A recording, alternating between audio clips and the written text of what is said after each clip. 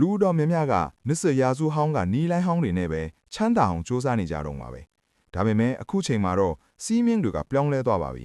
ဒီနေ့ခေတ်မှာဘဏ္ဍာရေး finance နဲ့နည်းပညာပေါင်းစပ်ထားတဲ့ wealth tech ဟာအလင်းမြန်ဆုံးတိုးတက်နေတဲ့နယ်ပယ်တစ်ခုဖြစ်လာပါတယ်ဈေးကွက်ကိုစမ်းစစ်ဖို့ AI ကိုအသုံးချတာပဲဖြစ်ဖြစ် DEFI အကြောင်းနားလည်တာပဲဖြစ်ဖြစ်ဒါမှမဟုတ်တင်းရဲ့ယင်းနှီးမြုပ်နှံမှုတွေကိုစက်မှုစနစ်နဲ့ချဲ့ထွင်တာပဲဖြစ်ဖြစ်အရင်ကနီးလန်းဟောက်တွေကတော့ဒါတွေကိုမရှင်းနိုင်တော့ပါဘူးကျွန်တော်ကတော့အောင်ထပ်ပါ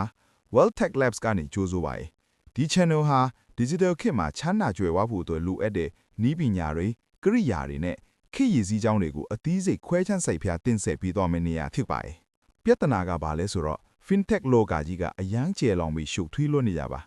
app တွေကတန်းနဲ့ချီရှိသလိုအကြံပေးနေတဲ့ guru တွေကလည်းထောင်နဲ့ချီရှိပါတယ်ဒါပေမဲ့တကယ်လက်တွေ့ကျတဲ့လမ်းညွှန်ချက်ကတော့မရှိသလောက်ပါပဲဒါကြောင့်ပဲကျွန်တော်ဒီ lab ကိုစတင်ခဲ့တာပါဒီနေရာမှာကျွန်တော်တို့ကပတ်စံအကြောင်းပဲပြောမှာမဟုတ်ပဲနီးပညာတွေကိုပါလက်တွေ့စမ်းသပ်သွားမှာပါကျွန်တော်တို့အဓိကဆွေးနွေးသွားမယ့်အချက်တွေကတော့ the tools ကိရိယာများတင်းရဲ့ပိုင်ဆိုင်မှုတွေကိုတကယ်တိုးပွားစေမယ့် platform တွေကဘာတွေလဲ the strategies view ဟာများယင်းနှီးမြုပ်နှံတဲ့အခါစိတ်ခံစားချက်ကိုဖယ်ထုတ်ပြီး data နဲ့ automation ကိုဘယ်လိုသုံးမလဲ the future အနာဂတ် digital ပိုင်ဆိုင်မှုတွေနဲ့ဘဏ်လုပ်ငန်းစနစ်တွေမှာဘာတွေဆက်ဖြစ်လာအောင်မလဲရည်မှန်းချက် Wealth Tech Labs မှာကျွန်တော်တို့ရဲ့အဓိကရည်မှန်းချက်က efficiency ပါပဲ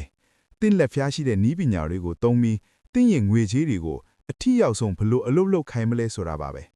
အပတ်စဉ်တိုင်းမှာကျွန်တော်တို့ဟာယင်းနှီးမြုပ်နှံမှုတွေကိုအလိုလျောက်စီမံခန့်ခွဲတဲ့စနစ်တွေနောက်ဆုံးပေါ်ဘဏ္ဍာရေးဆိုင်ရာ software တွေကို review လုပ်တာတွေနဲ့ AI နဲ့ blockchain လိုမျိုးနည်းပညာသစ်တွေကတင်းရဲ့ပတ်စံအိတ်အပေါ်မှာဘယ်လိုတက်ရောက်မှုရှိလဲဆိုတာတွေကိုအသေးစိတ်တင်ဆက်ပေးသွားမှာဖြစ်ပါတယ်တိုက်တွန်းချက်တကယ်လို့တင်းဟာရိုးရည်နေတဲ့ဘဏ္ဍာရေးအကြံပေးချက်တွေကိုညှင်းငွေ့နေပြီဆိုရင်တော့နောက်ပြီးတင်းရဲ့ငွေကြေးစီမံခန့်ခွဲမှုကိုနည်းပညာသစ်တွေနဲ့အဆင့်မြင့်တင်ဖို့အဆင့်ထစ်ပြီဆိုရင်တော့တင်းဟာနေရာမှန်ကိုရောက်နေပါပြီ Wealth Tech Net ပထမဆုံးခြေလှမ်းကနေစပြီးအတူတူရှောက်လန်းနိုင်ဖို့အတွက် subscribe နိုင်ထားပြီး notification လေးကိုလည်းဖွင့်ထားပေးပါအောက်က comment မှာလည်းတစ်ခုလောက်ရေးပေးခဲ့ပါအောင်အခုလက်ရှိတင်မရှိမထွတ်သုံးနေရတယ်ငွေကြီးဆိုင်ရာနည်းပညာဒါမှမဟုတ် app ကဘာလဲဆိုတာကိုပေါ့ကျွန်တော်ကိုယ်တိုင် comment တွေကိုပြန်ဖတ်ပြီးအဖြေပေးသွားမှာပါ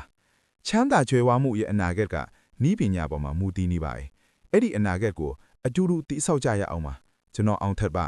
နောက်ထပ် lab session တွေမှာပြန်တွေ့ကြမယ်